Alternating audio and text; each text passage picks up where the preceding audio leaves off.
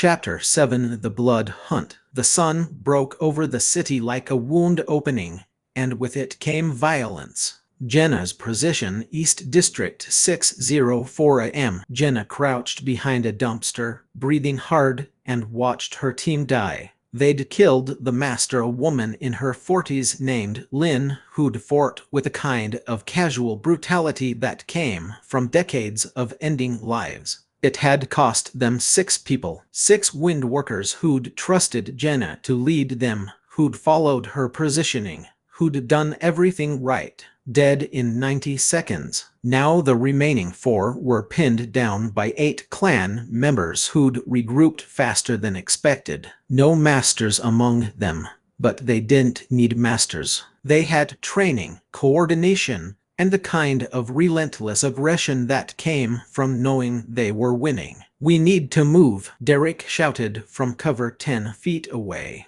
"They're flanking left."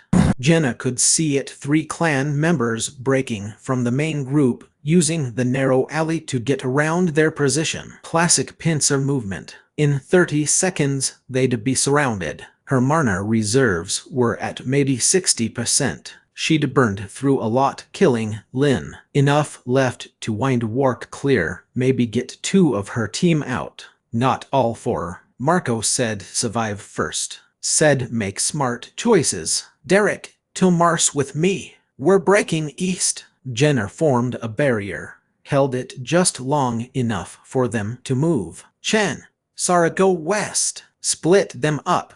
That leaves us alone." Chen's voice was panicked. Young. He was 17, had been training for 3 weeks. "It gives us all a chance. Move."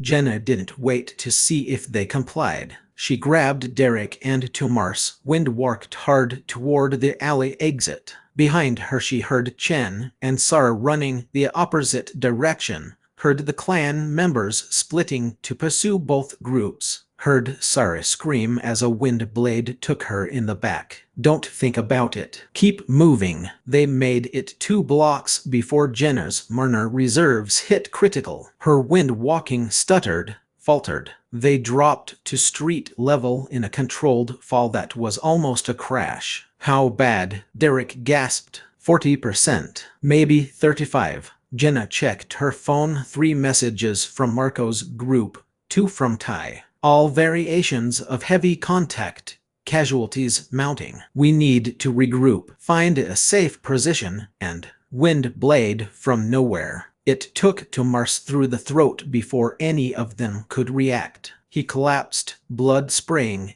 eyes wide with shock and confusion, dead before he hit pavement. Jenna spun, barrier up, and saw 2 clan members emerging from a side street. Not the same ones from before. These were fresh. Must have been hitting a different location and spotted them fleeing. "Run or fight." Derek's voice was steady despite the fear. Jenna assessed quickly. 2 clan members, no master signature. Her Marner at 35%. Derek at maybe 50. Tomars dead. They could probably win, or they could run and live to fight later. Survive first. Run. They wind walked again, weaker this time. Jenna's channels protesting the continued drain. Behind them the clan members gave chase but didn't have the Marner reserves for sustained pursuit. Within 3 blocks they'd broken contact. Jenna and Derek collapsed in an abandoned storefront, breathing hard, and counted the cost. Started with 10. Now 2. Her phone buzzed. "Marco, all teams report status." Jenna typed with shaking hands. "Team mostly KIA. 2 survivors. Master dead. Regrouping." Then she allowed herself 30 seconds to shake, to process what had just happened before forcing herself to stand. "Come on," she told Derek. "We're still in this." Tai's position, North District 611 AM. Tai was going to die. He'd known it the moment 2 masters arrived at his position instead of 1. Had known it when the first exchange killed 4 of his people in 10 seconds. Had known it when he realized these weren't just masters, they were good masters. probably personal students of Elder Shen or someone equally terrifying. Now he was down to 3 people including himself, surrounded in a parking garage with no good exits, and the masters were taking their time, playing with them. Suggestions? Rita asked. She was bleeding from a gash across her ribs, Marner reserves nearly empty. We're fucked, Marcus said bluntly. Unless Marco pulls off a miracle in the next 60 seconds. Kai checked his phone. Marco was engaged 3 miles away. No help coming, so we die here. Okay, make it count. New plan, Kai said. You two run. I'll hold them. Fuck that, Rita said immediately. Not her debate. You're at 10%, Marner. Marcus is injured. I'm the only one who can actually slow them down. Kai formed a barrier, started channeling everything he had into it. When I drop this, you go east. Don't stop. Don't look back. Find the others. Tell them, he paused, tell them we made them work for it. Kai, go. He dropped the barrier and attacked. It was suicide. Kai knew that. 2 masters against 1 exhausted windworker with maybe 40% Marner. There was no scenario where he survived. But survival wasn't the point anymore. He wind-walked directly at the closer masterman named Ju, mid-30s, cold eyes, and attacked with everything he had. No defense, no preservation, just pure offensive fury designed to keep Ju occupied for 10, 15, 20 seconds. Long enough for Rita and Marcus to get clear. Ju killed him in 12 seconds. It should have been faster. Would have been faster if Kai had been using proper form, following doctrine, being predictable. But Marco's lesson about adaptation had stuck. Kai fought like wind, chaotic, unpredictable, dangerous even when dying. He got Ju's cheek with a wind blade. Drew first blood, made the master actually work for it. Then Ju's blade took Kai through the heart, and everything stopped. His last thought was hoping Rita and Marcus had made it. Gerald's command center 6:17 a.m. Master Chen is down. Strike Team 7 reports 10 casualties. Master KIA. Master Ju confirms kill on target, but Strike Team 12 lost 8 members. Strike Team 3 reports empty building, no contacts, repositioning to wait, contact, ambush there. Gerald listened to the radio chatter and felt his carefully planned operation falling apart. They'd hit 52 locations simultaneously at dawn. It should have been overwhelming. 50 masters, 400 Purity members, complete surprise, coordinated execution. It should have been a slaughter. Instead, 40 minutes in, they had 8 masters, KIA, and casualties mounting across the board. How? Darius demanded, standing beside Gerald at the command center they'd set up in a requisitioned office building. How is an 18-year-old with broken channels doing this? He's not fighting us directly. Gerald studied the map where pins marked engagements. He scattered his forces, set traps, let us spread thin, attacking empty buildings. Now he's picking off isolated groups.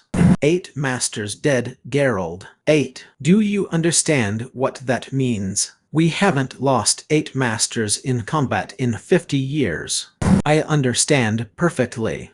Do you? Because your son just... He's not my son anymore, Gerald snapped. And we're adapting. Order all strike teams to consolidate. No more isolated positions. Groups of 3 or more masters with full support teams. That's what he wants. He wants us grouped so we're slower, easier to avoid. Darius pulled up tactical data. Look at the pattern. Every master we've lost was separated from support, caught in prepared kill zones, overwhelmed by numbers. He's fighting like someone I trained, Gerald finished quietly. Like someone who learned strategy from me. The radio crackled again. Strike Team 18 reports contact, heavy resistance, requesting static. Then screaming. Then, nothing. Team 18, report. Silence. Team 18.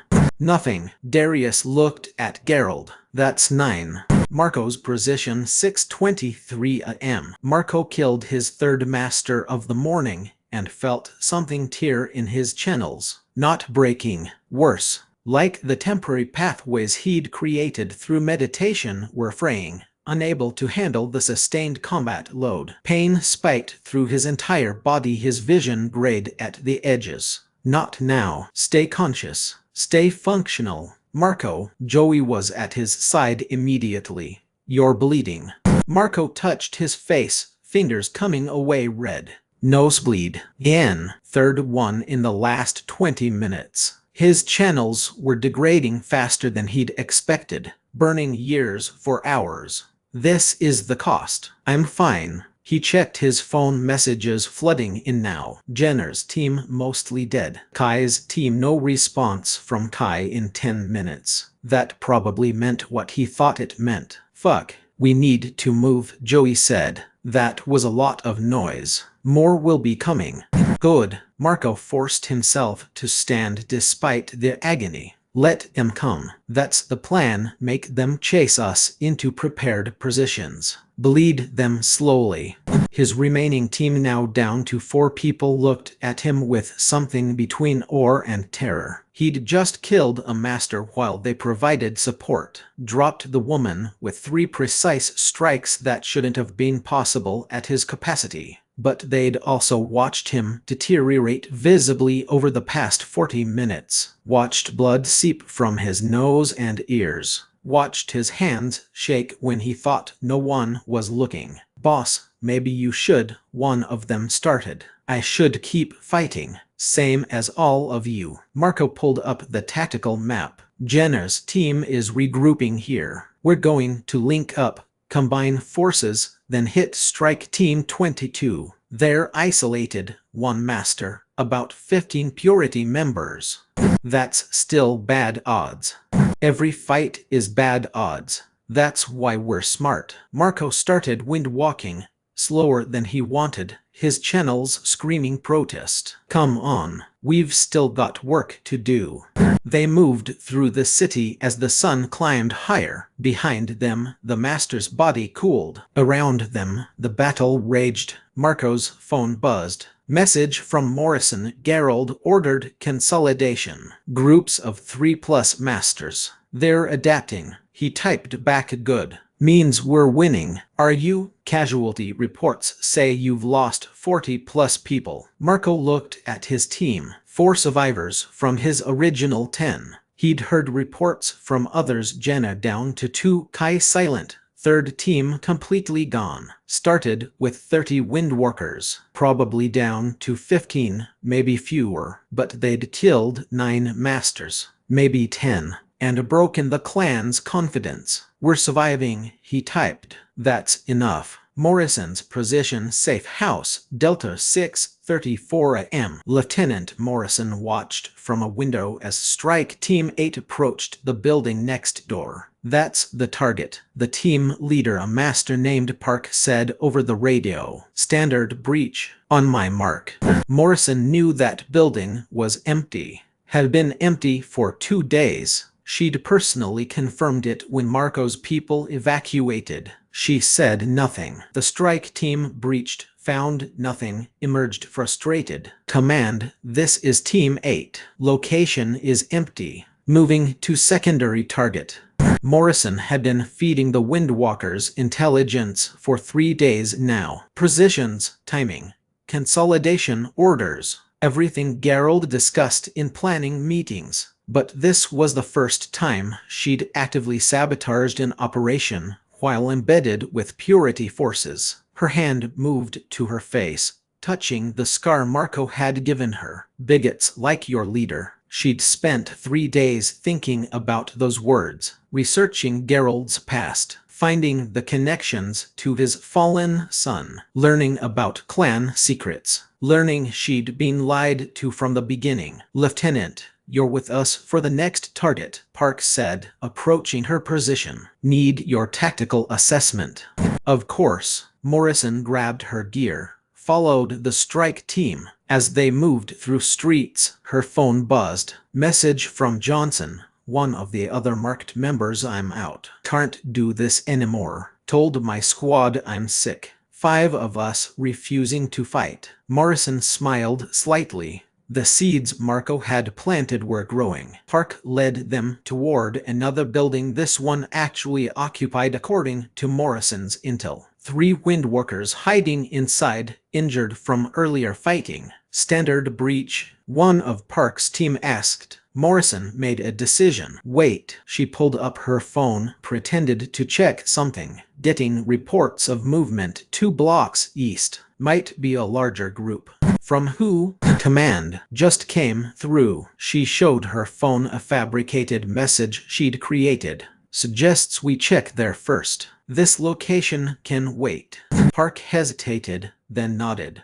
Makes sense. Team 8, redirect to. An explosion rocked the building they'd been about to breach. Morrison's blood ran cold. Someone else had hit it. Another strike team, attacking simultaneously while Park's team was redirected. Through the smoke and fire, she could hear screaming. Fuck, I just got them killed by moving Park away. Team 8, we're going in. Park charged toward the burning building, his team following. Morrison stayed back, shaking. She'd been trying to help. Had just gotten 3 people killed. Her phone buzzed. Marco, was that you? The explosion at grid 47, she tried to redirect strike team away. Another team hit it instead. I'm sorry. Long pause. Then not your fault. You're trying. Keep feeding intel. We need to know when they consolidate. Morrison looked at the burning building,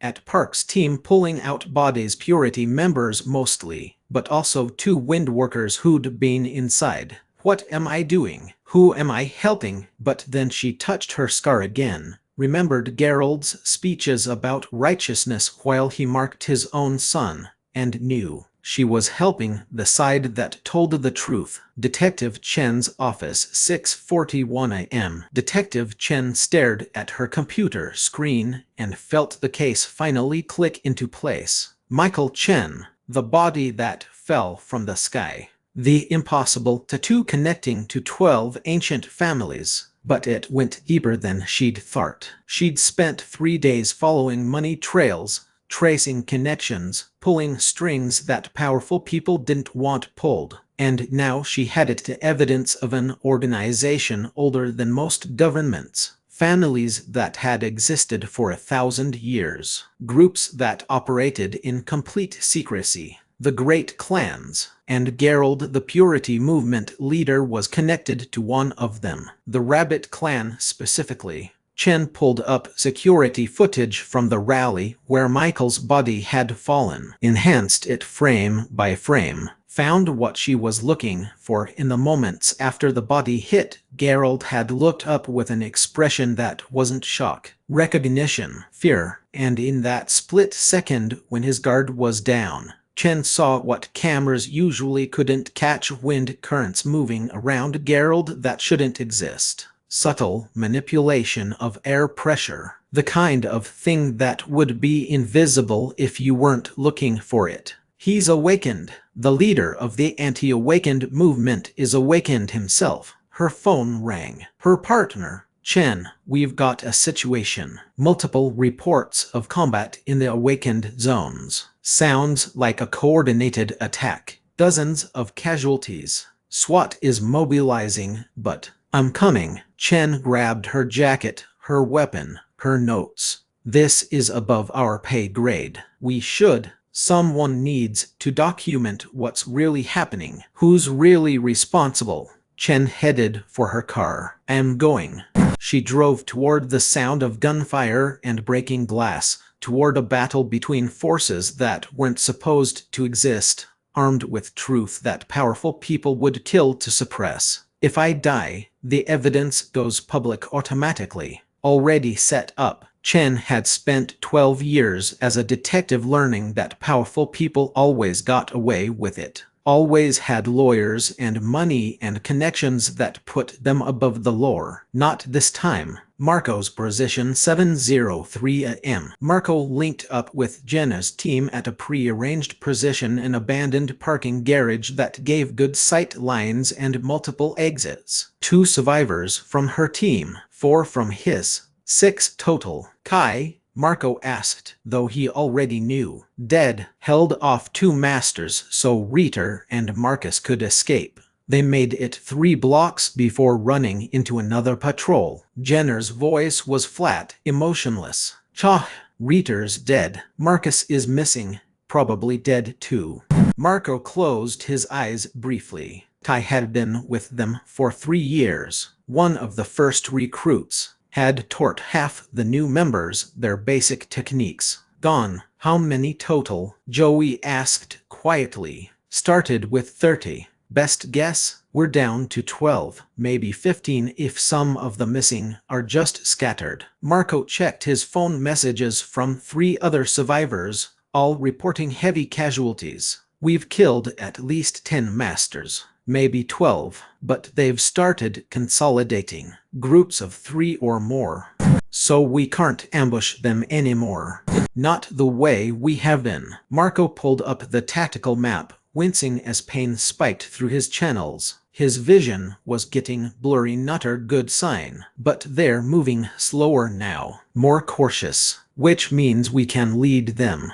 Lead them where? Marco zoomed in on a specific area of the city, the old industrial complex where he'd fought Michael, where this had all started to escalate. Here, multiple levels, narrow corridors, environmental hazards. We can't beat 3 masters in open combat, but in there, where numbers don't matter as much, where we can control the engagement. He looked at his surviving team. We might have a chance. That's not our chance, one of Jenner's survivors said. That's suicide with extra steps. Every option is suicide at this point. Marco's voice was cold, practical. Question is whether we make it count, whether we take enough of them with us that the cost becomes unbearable. His phone buzzed. Morrison, consolidation complete. 41 masters still active. They're organizing into 7 hunt-killer groups, coming for your known positions. Marco did the math. 41 masters. He'd killed 10. His teams had killed maybe 2 more. That meant they'd started with about 53. More than Gerald had admitted. More than Morrison's initial intel suggested. Fuck. Change of plans, Marco said. We're not luring them into a trap. We're running, scattering, making them chase ghosts while we regroup and heal. For how long? As long as it takes for them to give up or make mistakes. He sent messages to all surviving teams. Scatter protocol. Minimize Marner use. Evade and survive. Regroup at Fallback Charlie in 4 hours. Fallback Charlie was a location they'd prepared, but never told Morrison about, just in case. Paranoia paying off. And if they don't give up? Joey asked. Marco looked at his boyfriend, at the exhaustion and fear and determination in his face. Then we figure out how to kill 41 masters with 12 people. Gerald's command center 7:15 AM. They're scattering, Darius reported. All contacts breaking off. Multiple teams reporting targets fleeing rather than engaging. Smart, Gerald admitted grudgingly. He knows he can't fight us consolidated, so he's making us chase him, burning our time and resources. We've lost 12 masters, Gerald. 12. Do you understand what that means to the clans, to our reputation? I understand it means my son is more dangerous than anyone anticipated. Gerald studied the tactical map. Marco's pattern was clear now. Hit hard, disappear, regroup somewhere else. Classic guerrilla warfare. Exactly what Gerald would have done in his position. I taught him too well. Options. Elder Shen's voice came over the secure line. She'd been monitoring the operation remotely. We can continue the hunt. Eventually we'll find them. Numbers and resources favor us. At what cost? We've already lost 12 masters. How many more before you consider this operation failed? Marco dies. That's the objective, whatever it costs. Even if it costs all 50 masters, even if it exposes the clans publicly, even if it destroys your purity movement. Elder Shen's voice was ice. You're letting personal vendetta override tactical sense. This isn't personal. Your son just killed 12 masters and made the entire clan structure look weak. It's absolutely personal, and you're about to make it worse by doubling down. Geralt felt rage spike through him. What would you have me do? Let him go. Let him continue teaching our secrets. I'd have you consider that maybe, just maybe, the cost of silencing him is higher than the cost of letting him live. Elder Shen paused. Am calling a council vote. This operation has exceeded acceptable losses. Unless you show significant progress in the next 2 hours, we're pulling clan support. The line went dead. Darius looked at Geralt. She's right. We need to end this or extract. We end it. Geralt stood. Decision made. I'm going into the field. What? Geralt, if you're seen, if you're identified, then the purity movement ends, and I deal with that. But I'm not letting some council vote decide whether my son lives or dies. He checked his weapon. Clan issue blade, perfectly balanced. Alert the hunter teams. Tell them I am taking direct command. We're going to find Marco, and we're going to end this. This is a mistake. Probably, but it's my mistake to make. Marco's position, 7:34 a.m. They almost made it to safety. Almost. Marco's group of 6 was wind-walking toward Fallback Charlie, moving through empty streets, keeping mana use minimal. They were 2 miles out when 3 masters dropped from rooftops ahead of them. Fuck, Joey breathed. Marco assessed instantly. 3 masters. His team at maybe 40% capacity average. His own channels barely functioning. He was down to perhaps 20% now, degrading with each technique he used. Can't fight this. Have to run. Scatter, Marco ordered. Everyone different directions. Make them choose.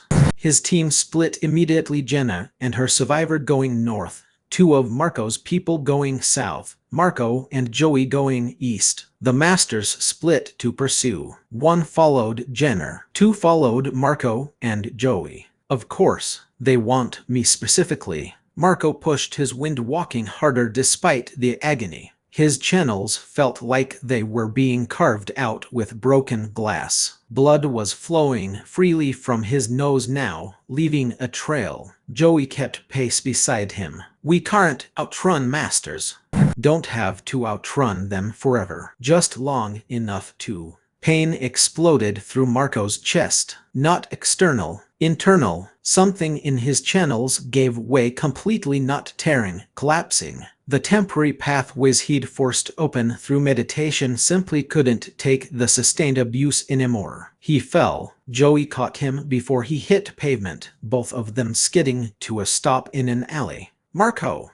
Channels collapsed. Current. Marco tried to wind work, tried to form even a basic barrier. Nothing. His Marner was there but had no pathway to flow through, like trying to breathe with crushed lungs. The 2 masters landed 30 feet away. One was a woman in her 50s, Master Y. Marco recognized her from clan gatherings when he was young. The other was younger, maybe 30, unfamiliar. Well, Y said, approaching slowly.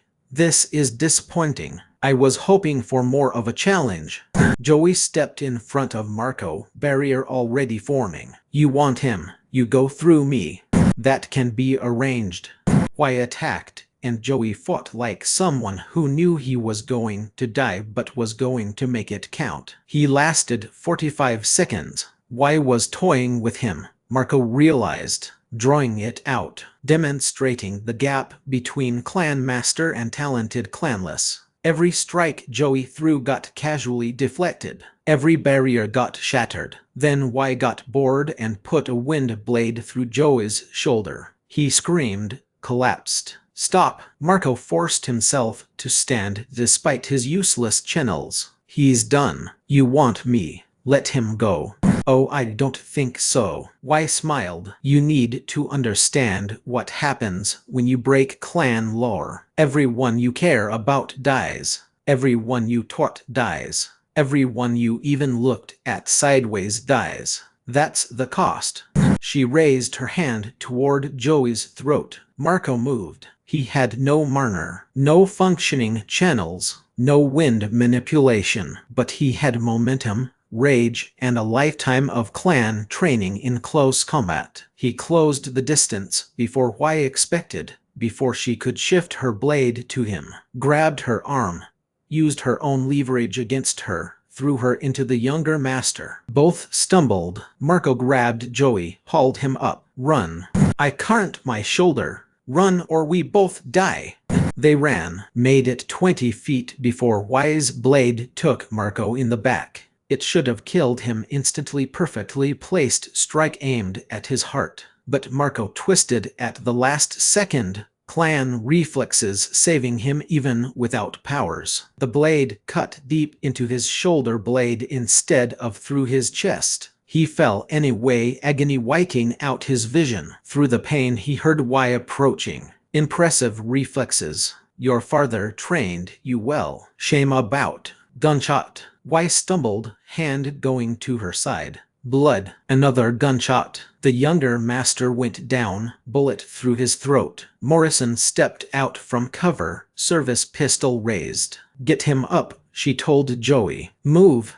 You shot them, Joey said stupidly, in shock. And I'll shoot you if you don't fucking move. There are more coming. Joey grabbed Marco, started dragging him. Morrison provided covering fire as Y, injured, but not dead, started to pursue. They made it to a parked car Morrison had ready. Threw Marco in the back seat, Joey climbing in after. Morrison drove. Y, Marco gasped, each breath agony. Because I'm done following lies. Morrison's hands were shaking on the wheel. Y will live. I didn't hit anything vital, but she saw me shoot her. That means I'm done with the purity movement. Done with Gerald. Done with all of it. She drove them to a safe house, not one of the known ones. Her personal backup helped Joey get Marco inside. His channels are collapsed, Joey said, voice breaking. He needs medical attention, real medical attention, not what we can do.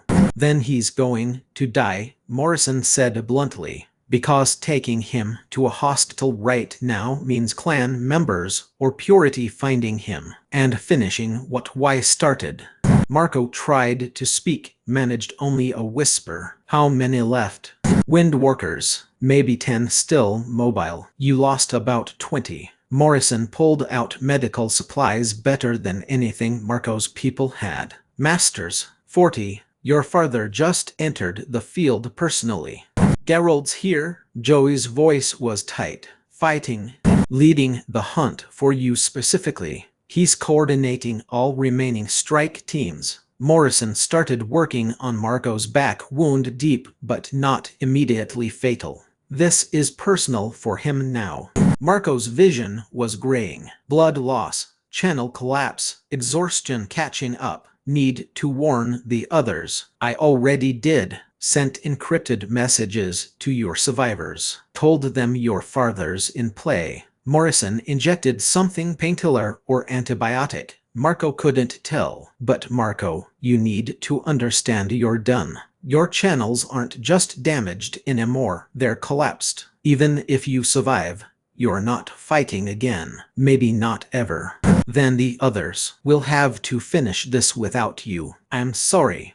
Marco tried to argue, tried to push himself up. His body refused to respond. Done. I'm actually done. Joey was beside him immediately. Save your strength. We'll figure this out. Can't fight 40 masters, then we don't fight. We survive. We hide. We regroup. Joey's hand found Marco's. You said it yourself, we don't have to win. We just have to last until the cost is too high. Cost already too high. Kai's dead. How many others? Doesn't matter right now. What matters is you don't die in the next 10 minutes. Joey looked at Morrison. Can you keep him alive? For a few hours, maybe. After that he needs real medical intervention. Surgery, probably. Minor channel reconstruction if that's even possible. Morrison finished bandaging. Best case, he lives but never uses wind manipulation again. Worst case, he's dead by sunset. Marco's phone buzzed. Message from Jenna. 8 survivors confirmed. Hiding. Orders. He tried to type, couldn't make his fingers work. Joey took the phone. What should I tell them? Marco's vision was fading. Blood loss. Tah! Everything catching up at once. Tell them scatter survive wait for. He passed out before finishing the sentence. Gerald's position 8:12 a.m. Gerald moved through the city with 20 clan members at his back and felt more alive than he had in years. This was what he was made for. Not speeches and politics. Not managing the purity movement or navigating clan council meetings. This combat. The hunt. Using his skills for their intended purpose. Master Gerald, one of his team, reported. We have confirmed sighting. Marco was seen entering a building 2 miles east. He's injured, possibly critically. Confirmed. Master Y engaged him. He's been shot in the back with a wind blade. Incapacitated. His companion, the boyfriend, was helping him move. Finally, all teams converge on that location. No more splitting up. No more isolated engagements. We hit that building with overwhelming force and we end this. Gerald checked his weapons. And if anyone other than me kills Marco, I'll kill them myself. He's mine. Sir, there's something else. Y reports that one of our own Lieutenant Morrison shot her. Helped Marco escape. Gerald felt cold rage settle. Morrison from the marked group. Yes, sir. One of the 15 who survived the rescue operation. Of course, Marco plants seeds everywhere he goes. Morrison is to be executed on sight. No trial, no questions. She betrayed us. Gerald started moving toward the reported location. Any other defections? 5 members refused to participate this morning. Claimed illness or emergency. 3 more have gone missing during the operation. Names. His subordinate listed them, all from the marked group. All people Marco had scarred and spoken to. He turned my own people against me by showing them mercy and truth. Execute all of them. When this is over, I want everyone who defected dead. Everyone who questioned orders. Everyone who hesitated. Gerald's voice was ice. The purity movement will be purified. They reached the building, old brownstone, 3 stories, good defensive position. Exactly the kind of place Marco would choose. Teams 1 through 4 surround the building. Teams 5 and 6 with me for breach. Gerald formed a wind blade. On my mark. They hit the building like a hurricane. Doors blown off hinges. Windows shattered. 20 clan members and 1 master pouring through every entrance simultaneously. They found it empty. Morrison's safe house, obviously abandoned in the 20 minutes since Y's report. Blood on the floor where someone had been treated. Medical supplies scattered. Signs of hasty evacuation. But no Marco. No Joey. No Morrison. They were here. One of his team confirmed. Recently, maybe 10 minutes ago. Gerald stood in the empty room and felt his son slip away again. How many moves ahead are you thinking? How much did I teach you? His phone rang. Darius, we have a problem. Detective Chen, the one investigating Michael's death. She's at police headquarters with evidence about the clans. About you specifically. She's about to go public. Can we stop her? Not without killing cops in a police station, which would confirm everything she's saying.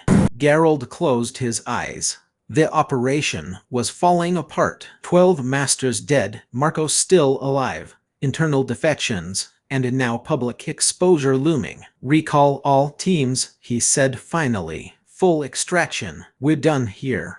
What about Marco? What about him? He's won. For now. Gerald looked at the blood on the floor, his son's blood. But this isn't over. He's hurt, possibly dying. His channels are collapsed. Even if he survives, he's finished as a fighter. We'll find him eventually. The council won't support another operation. Then I'll handle it myself. Without council approval or clan support, Gerald headed toward the exit. This is between me and him now, the way it always should have been.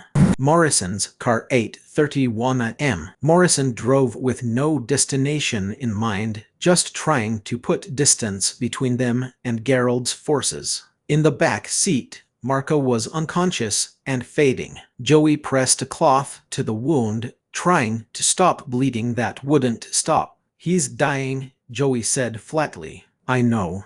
We need a hospital. Hospital means they find him, finish what they started. So what the fuck do we do? Joey's voice cracked. Watch him die. Morrison's phone buzzed. Message from Johnson. Gerald ordered our execution. All marked members. He knows we defected. We're running. Another message. This one from someone Morrison didn't recognize. This is Detective Chen. I have evidence about Gerald and the clans. Going public in 1 hour. Thought you should know. Morrison showed Joey. Gerald's operation is collapsing. Chen's about to expose everything. Maybe that buys us time. Time for what? Marco can't fight anymore. His channels are gone. Time to survive. To rebuild. Marco's phone buzzed. Joey checked it. It's Jenna. She says they've got 8 survivors at a secure location, asking for orders. Tell them the truth. Tell them Marco's down. Tell them to scatter and lay low until this blows over. They won't accept that. They'll want to keep fighting. For Kai. For everyone we've lost. Then tell them fighting right now is suicide and Marco's last order is to survive. Morrison took a corner fast, checking mirrors for pursuit. Tell them we didn't lose. We made the cost too high. 12 masters dead, defections in the purity movement, public exposure coming. Tell them we won by refusing to die. Joey typed slowly, then sent the message. They drove in silence for several minutes. Then Joey spoke, voice barely above a whisper. Is that true? Did we win? Morrison thought about her scar, about the lies Gerald had told, about shooting Master White to save someone she'd tried to kill a week ago. I don't know, but we're alive. Marco's alive, barely. And the clans just learned they can't slaughter clanless without consequences. She glanced in the rearview mirror at Marco's unconscious form. Maybe that's enough. Detective Chen, Police Headquarters, 8:47 am. Chen stood in the press room and looked at the assembled reporters. 43 journalists, 7 camera crews, representatives from every major news outlet in the city. Behind her, displayed on screens, was everything she'd found. The clan connections, the ancient families, the evidence that Gerald was awakened while leading an anti-awakened movement. My name is Detective Sarah Chen, she began. I'm here to present evidence of a conspiracy that has existed for 1,000 years. Evidence that will change how you understand awakened power and the people who claim to protect you from it.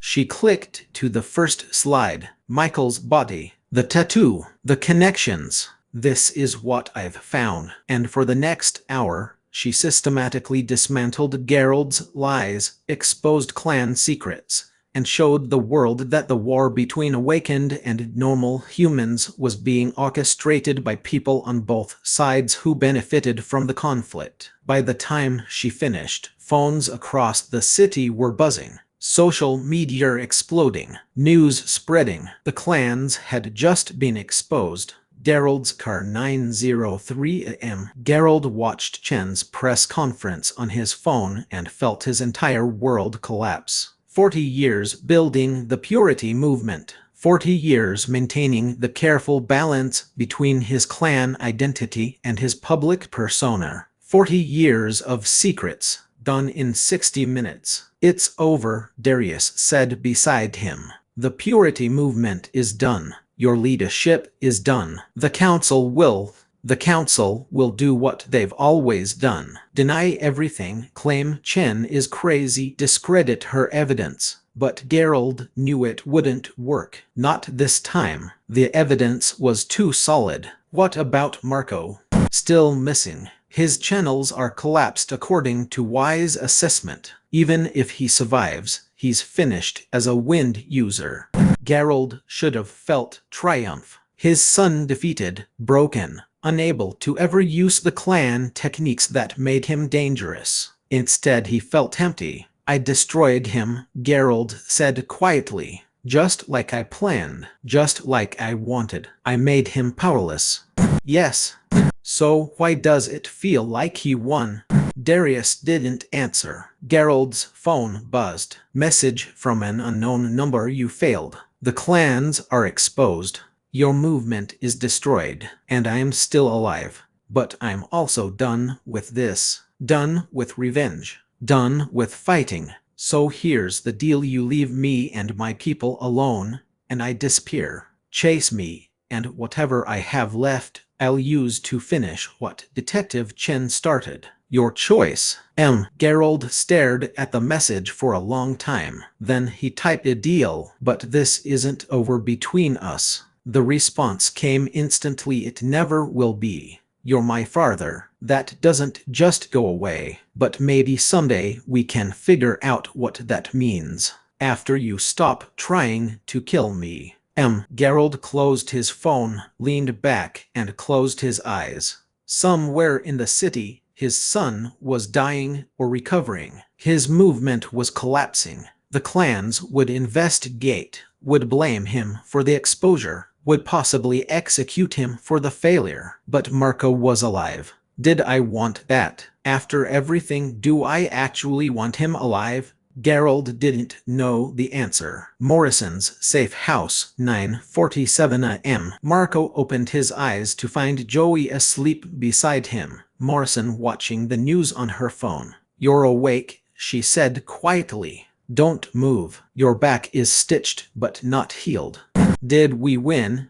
Chen exposed everything. Gerald's identity, the clans, all of it. Your message to him worked. He agreed to leave us alone. Morrison showed him her phone. The purity movement is fracturing. People questioning everything. The clans are scrambling to deny it all, but the evidence is solid. And my people, 8 survivors, scattered, hiding, but alive. They're waiting for orders. Marco tried to sit up, failed, accepted Morrison's help. Tell them rest, heal, lay low for a month. After that he paused, thinking. After that we rebuild. Bigger, better. Now that the world knows clans exist, there's no reason to hide anymore. Marco, your channels are collapsed. The doctors Morrison found say you'll probably never walk again. How are you going to teach people? Same way I always have, with patience and knowledge and stubbornness. Marco managed a weak smile. Besides, my people are already adapting techniques better than I ever taught them. They don't need me to be powerful. They need me to show them it's possible. Joey stirred, woke, saw Marco conscious. You're alive. Barely, but yeah. Your father agreed to a truce. Temporary one, until one of us breaks it. Marco looked at Morrison. Thank you for choosing truth over loyalty. Don't thank me. I got 3 people killed trying to help. I shot a master. I've got both the clans and the purity movement hunting me now. Then you're one of us. Marco held out his hand. Welcome to the Windwalkers. Morrison hesitated, then took his hand. What happens now?